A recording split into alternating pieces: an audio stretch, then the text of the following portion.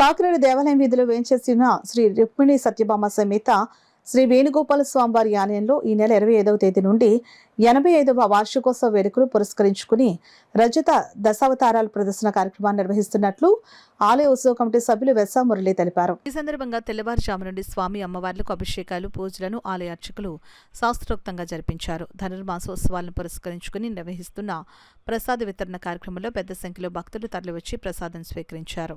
సందర్భంగా వెస్సా మురళి మాట్లాడుతూ ఈ నెల 25వ తేదీ నుండి దశావతారాల ప్రదర్శన కార్యక్రమాన్ని నిర్వహిస్తున్నట్లు తెలిపారు. అదేవిధంగా ధనుర్మాస ఉత్సవాల ముగింపును పురస్కరించుకుని శ్రీ గోదా రంగనాథ కళ్యాణం వైభవంగా జరిపిస్తున్నట్లు వెల్లడించారు.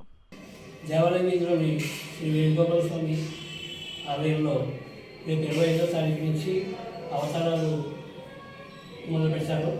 25వ తారీఖు నుంచి జనవరి 12 దాకా 19 అవతారాలు వేస్తారు.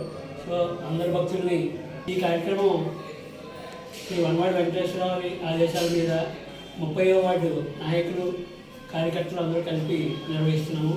అందరూ తప్పకుండా వచ్చి పెరుమాళ్ చేయించుకుని అలాగే ప్రసాదం తీసుకుని వెళ్ళవలసిందిగా